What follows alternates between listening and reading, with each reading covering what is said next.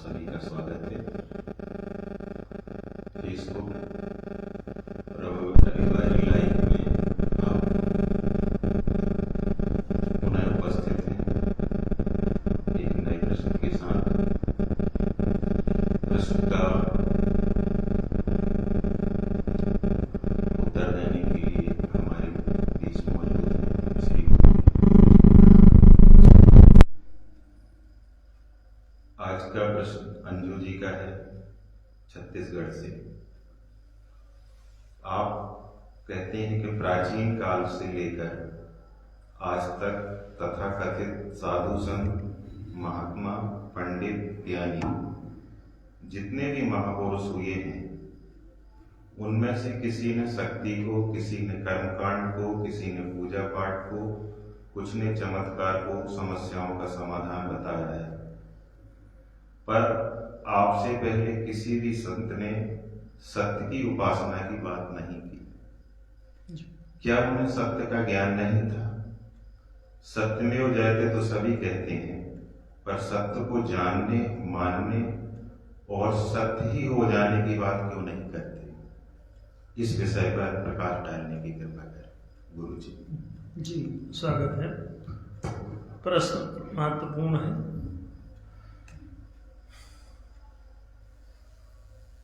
उपनिषदों में एक सेंटेंस है,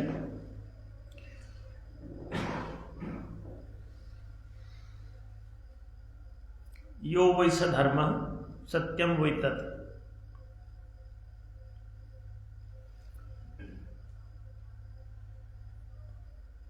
इसी को पश्चातवर्ती संतों या साहित्यकारों ने धर्म न दूसर सत्य समाना, आगम निगम पुराण बखाना। वही सेंटेंस बेस है सभी चीजों का।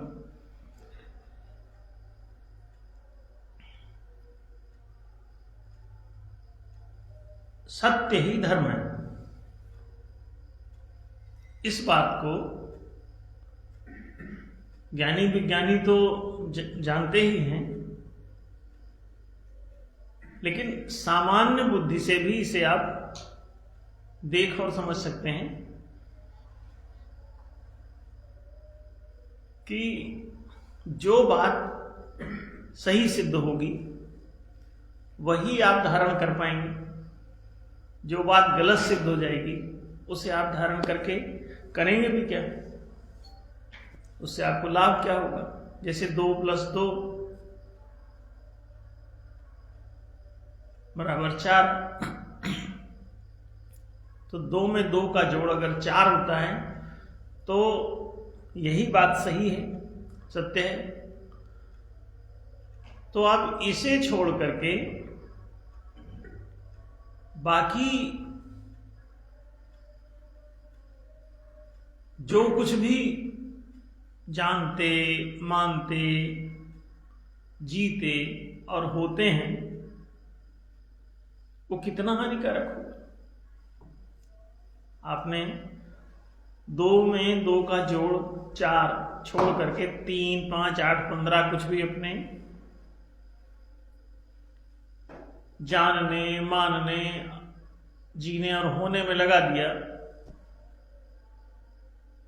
तो वैसा होता तो है नहीं। तो जिंदगी आपकी अव्यवहारिक हो जाएगी, हानिकारक सिद्ध हो जाएगी, क्योंकि आपके सारे कैलकुलेशन गलत सिद्ध होने वाले हैं। आप अगर चंद्रमा पर भी जाना चाहते हैं तो आपका कैलकुलेशन 2 + 2 = 4 पर आधारित नहीं है, तो आप चंद्रमा की जगह आप किसी शनि ग्रह पे पहुंच जाएंगे।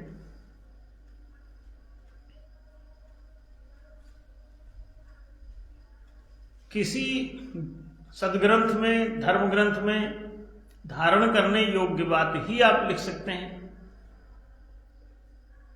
जो बात सही सिद्ध होगी वही आप पुस्तक में लिख पाएंगे। आप गणित की पुस्तक में अगर आप ये लिख दें कि 2 + 2 = 4, तो ये आदरणीय होगा, सभी स्टूडेंट्स को आसानी से पढ़ाया जा सकेगा, सिखाया जा सकेगा, मनवाया जा सकेगा।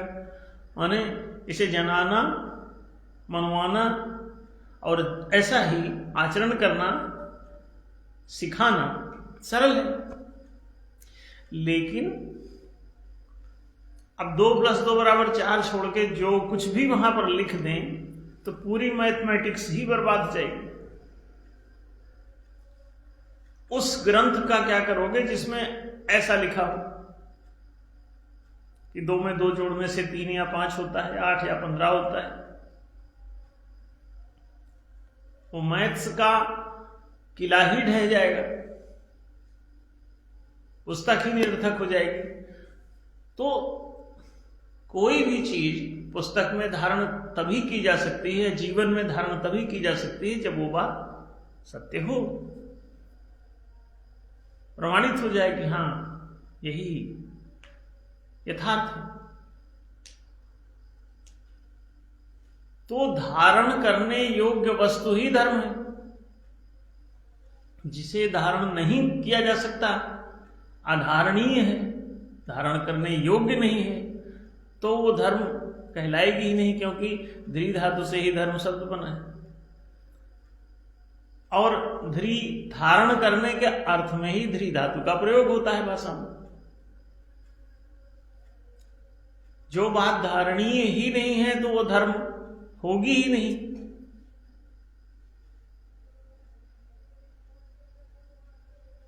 भाषागत व्याकरण के अनुसार ही।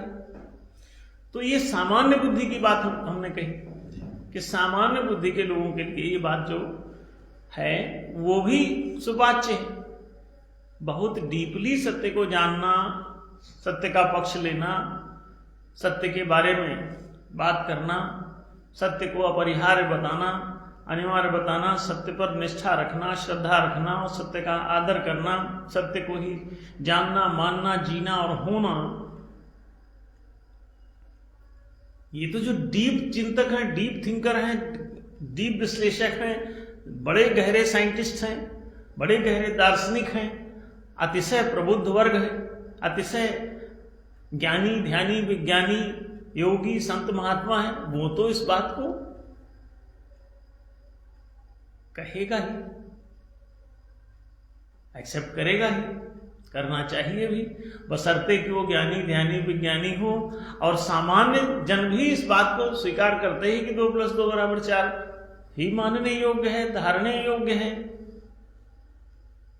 तो ये सामान्य जनों के लिए भी वैसा ही है। तो अंजू जी का प्रश्न ये इस मामले में बहुत महत्वपूर्ण है कि उन्होंने कहा कि अभी तक दुनिया में चमत्कार को धर्म, किसी पूजा पाठ को धर्म, किसी विशेष तीर्थ यात्रा को धर्म, 5 जून के नमाज पढ़ने को धर्म, गंगा नहाने को धर्म,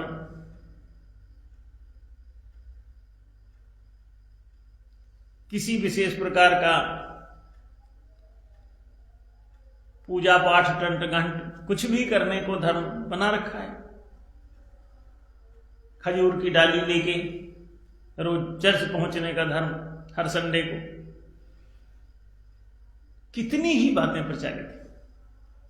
बुद्ध को फॉलो करने का धर्म, महावीर को फॉलो करने का धर्म, जीसस को फॉलो करने का धर्म और मोहम्मद को फॉलो करने का धर्म। फिर कोई कहता है कुरान को फॉलो करना धर्म है, फिर कोई कहता है कि गुरु ग्रंथ साहब को फॉलो करना धर्म है, जबकि सच क्या है?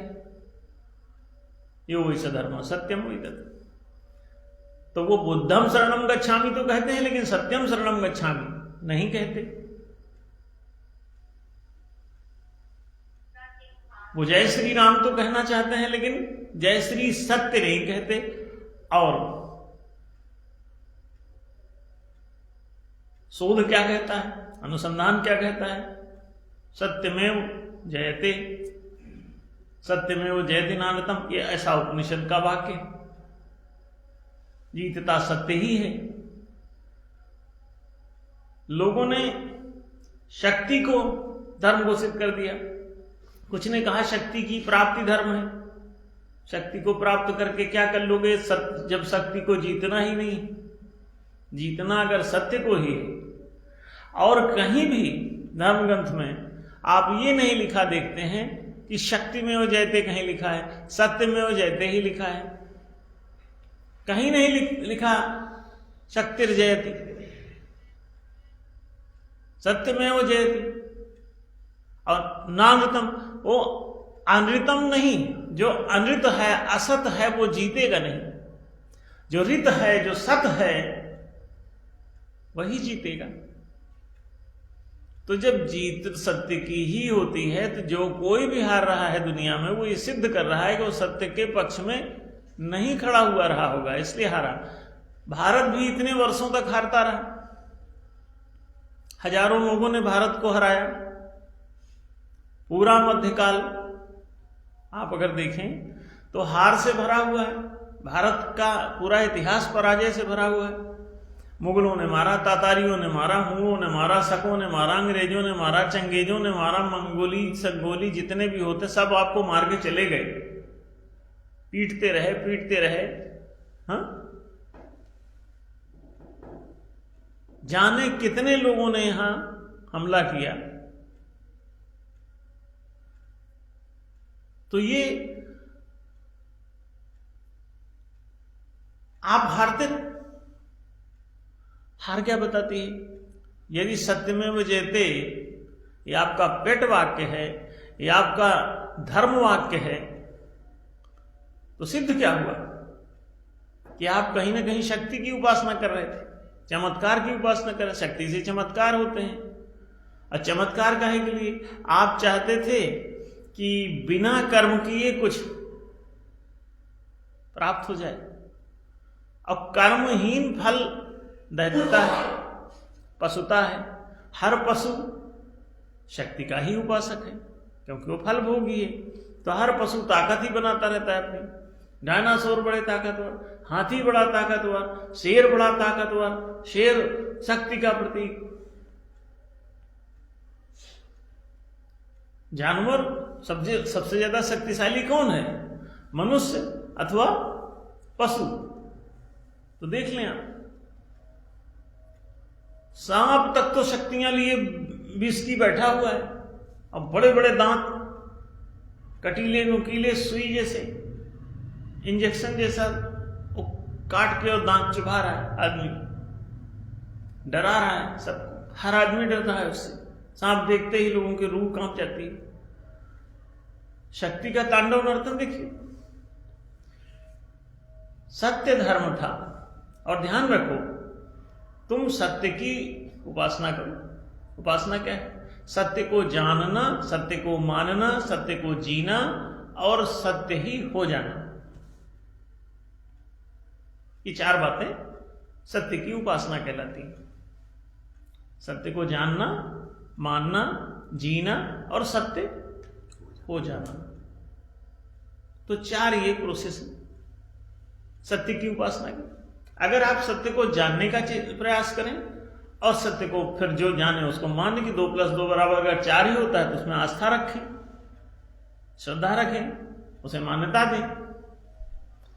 जान जाएं कि 2 + 2 = 4 होता है तो फिर उसे माने भी, स्वीकार करें, नहीं तो 3-5 करते रहेंगे। सत्य चाहे जो होता हो उसे छोड़ करके 4 छोड़ के बाकी सारी बातें करेंगे आप। तो ये कितनी हानिकारक बात होगी कि आपका सत्य छूट जाएगा और दूसरी बातें धर्म का रूप ले लेंगी, धारण हो जाएंगी आपके तन में, मन में, प्राण में, आत्मा में। अगर असत बैठ गया तो कहते हैं नहीं चलेगा। इसे समझ लें, उपनिषद इसके लिए प्रार्थना प्रशस्त करता है। असतो मां सद्गमय, तमसो मां ज्योतिर्गमय, मृत्योर्मा अमृतम गमय। अगर तुम असत में हो तो तमस में हो और मृत्यु में हो, अगर तुम सत में हो तो ज्योति में हो और जीवन में हो। अब मृत्यु चाहिए, जीवन चाहिए, विनाश चाहिए या विकास चाहिए, अंधकार चाहिए या प्रकाश चाहिए, उसी हिसाब से असत और सत में चुन लो। 2 + 2 = 4 सत है, तो 2 + 2 = 3 5 करना असत है। गांव में लोग कहते हैं कि हमसे ज्यादा 3 5 मत करो, आदमी को पसंद नहीं। चोर डाकू तक बोलता है कि सच सच बता, माल किधर रखा है। झूठ बोलना हानिकारक हो सकता है, उसको बहुत गुस्सा आता है झूठ से, कहता है झूठ मुझे बिल्कुल बर्दाश्त नहीं, हमेशा सही बात करो। तो जब चोर डाकू तक को असत प्रिय नहीं है, तो आप लोग भले आदमी हैं, तो आपका तो फर्ज ही बनता है कि सत्य की उपासना करें। सत्य की उपासना, आराधना, अर्चना, अवधारणा कितनी बढ़िया है। सत्य ही जब धारण करने योग्य है, ये तो सामान्य व्यक्ति भी समझ जाता है। तो सत्य का त्याग करके जो कुछ भी जी रहे हो, उसमें जाहिर है उसमें गरीबी आएगी, अज्ञान आएगा, गरीबी आएगी, दरिद्रता घेरे रहेगी, बेरोजगारी बढ़ेगी, रोग बढ़ेंगे, तकलीफें बढ़ेंगी, गुलामी बढ़ेगी, दास्ता की जंजीरों में जकड़ जाएंगे। और हजारों साल के, पिछले 4000 साल से तो आप देख ही रहे हैं कि घनघोर गुलामी में ग्रस्त है पूरा राष्ट्र। शकों और हुओं के हमले से लेकर के अभी तक का आप गुलामी का इतिहास देख रहे हैं।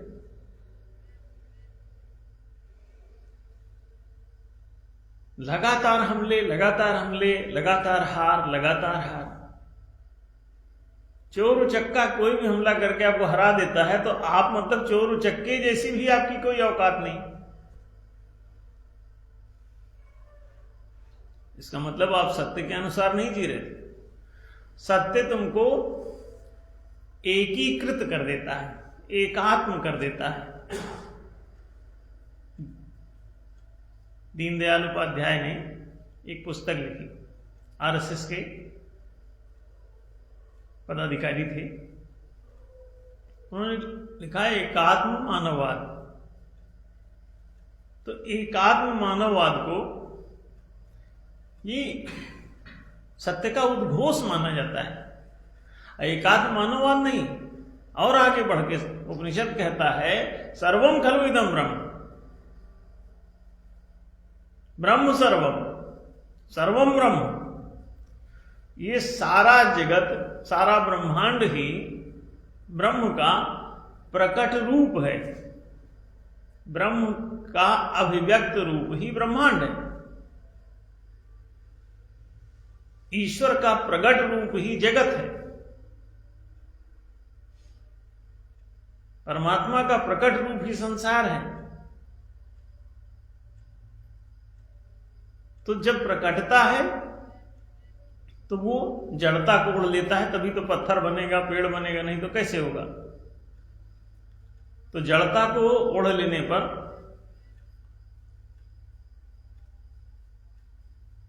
ये बोध उसका हट जाता है कि वो कौन है।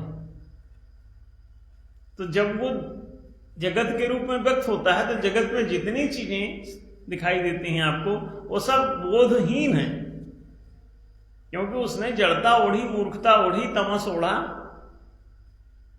उस सचेतन ब्रह्म ने तमस को स्वीकार किया।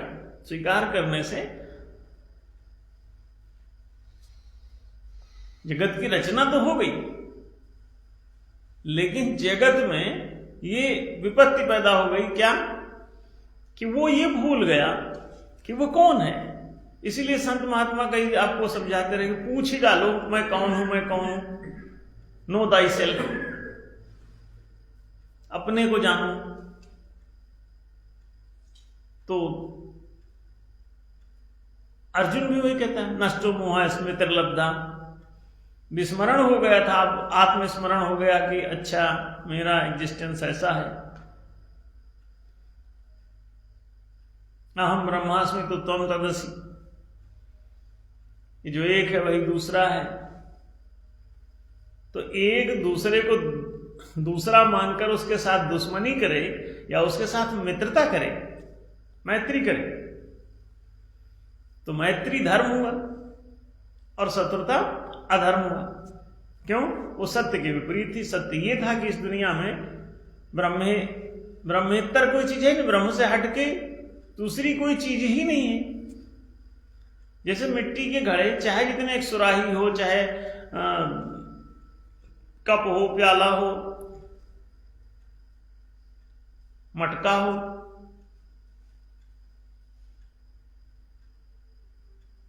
घड़ा हो, नांद हो, कितनी भी प्रकार की वस्तु में मिट्टी का कुम्हार बनाता रहे,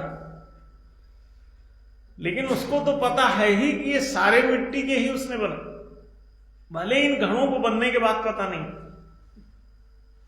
कोई अपने को सुराही मान रहा, मिट्टी के सारे बर्तन, कोई अपने को सुराही मान रहा है, कोई प्याला मान रहा है, कोई घड़ा मान रहा है, लेकिन वास्तविक बात क्या है? कुम्हार जानता है कि उसने तो मिट्टी के ही बनाए।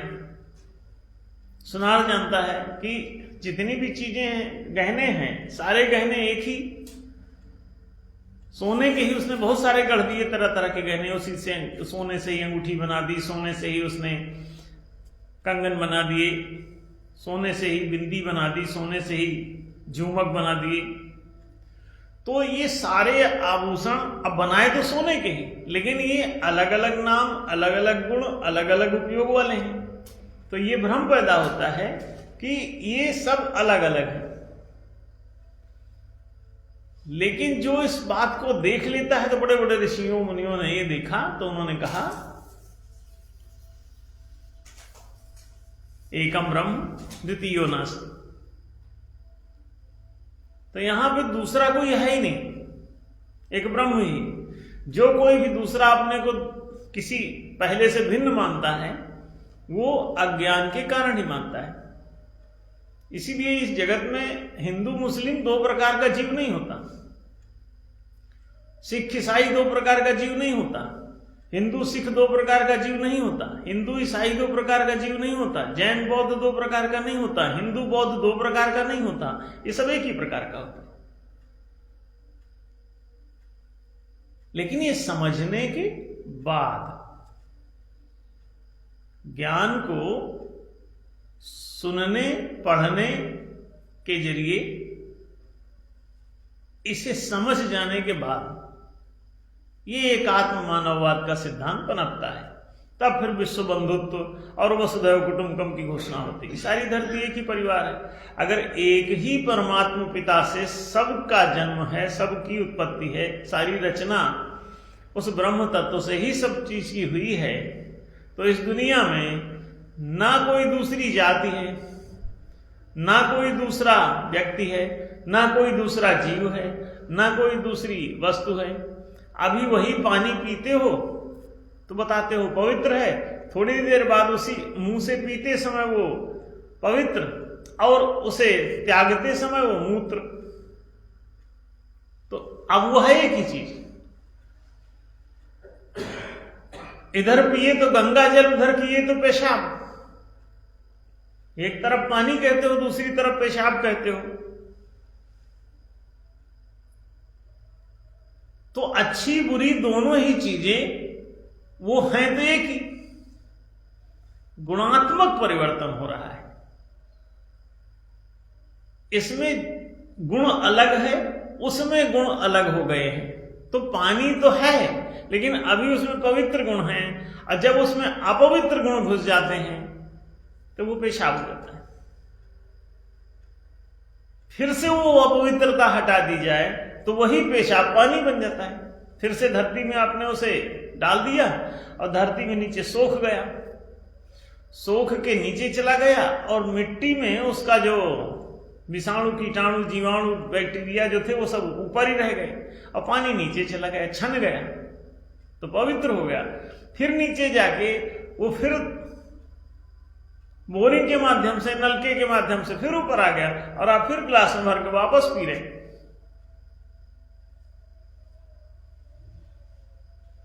जितना भी पानी है अभी दुनिया में, उसमें एक बूंद भी ऐसा नहीं बचा है जिसको कोई ना कोई पी के पेशाब ना किया।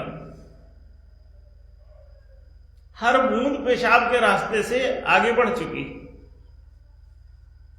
गोबर मलमूत्र तो सब डाल के खेती उगाई जाती है। ना डाला जाए गोबर तो खेती में अनाज नहीं होता कहते हैं। इसका मतलब गोबर ही अनाज है, वहां से वो उसमें से तत्व ग्रहण कर रहा है। तो चीज एक ही है। गंदा साफ आप जो देखते हैं वो गुणात्मक अंतराल है, गुणात्मक अंतराल है। तो ये गुणात्मक और उपयोगात्मक जो अंतराल है यही भर है, लेकिन मौलिकता, आत्मिकता, फंडामेंटल जो चीज है वो सबकी एक है। तो शुद्ध जल ही अशुद्ध जल हो जाता है यदि उसमें कीचड़ घोल दे कोई,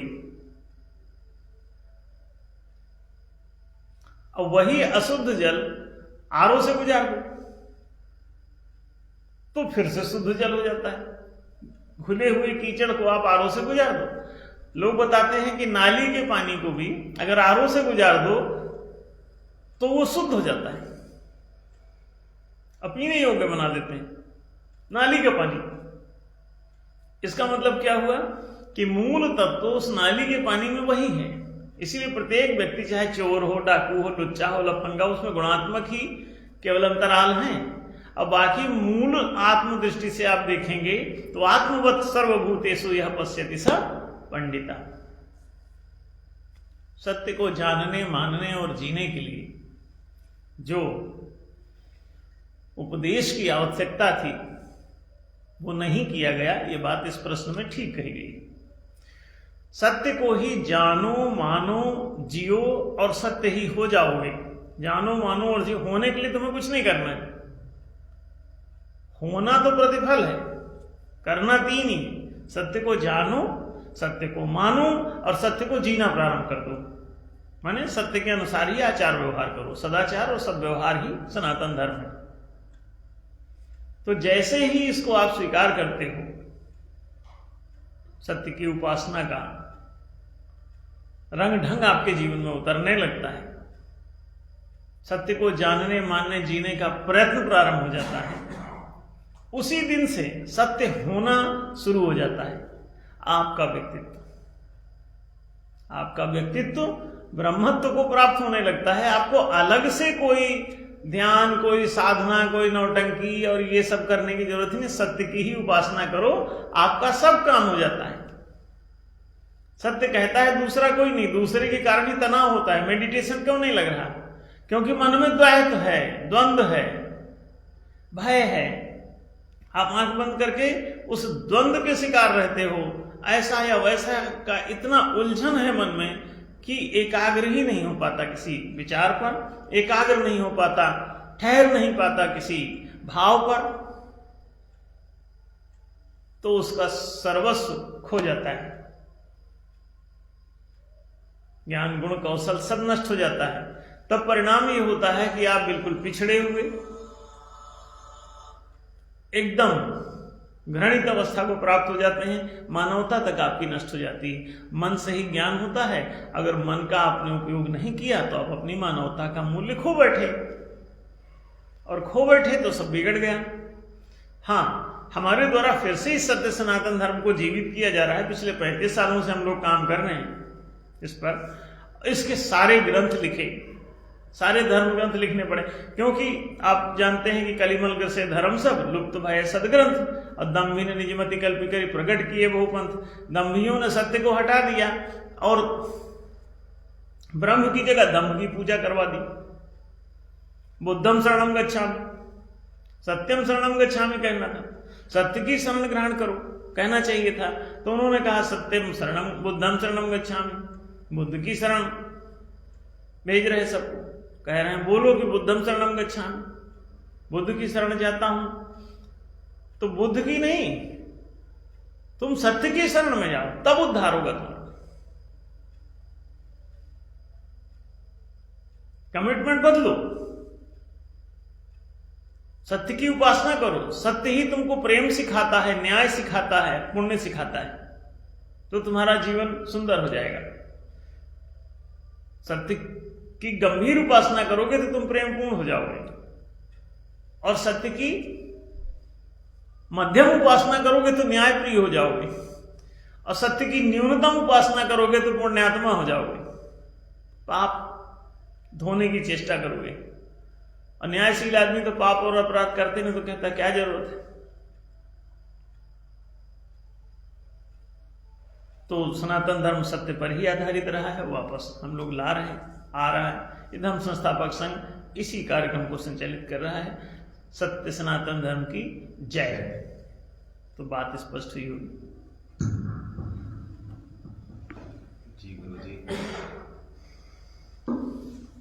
सत्य की महिमा को आपने विस्तार से हम लोगों को समझाया। सत्य का दार्शनिक दृष्टिकोण, उसकी विवेचना से हम लोगों को अनुग्रहित किया गुरु जी, उसके लिए बहुत बहुत धन्यवाद। फेसबुक लाइव के देखने वाले सभी दर्शकों से हमारा अनुरोध है कि इस फेसबुक लाइव कार्यक्रम को प्रत्येक रविवार 8 बजे से 8:40 के बीच जरूर देखें, लाइक करें और शेयर करें, और सत्य सनातन धर्म के बारे में अधिक से अधिक जानकारी प्राप्त करें। धन्यवाद।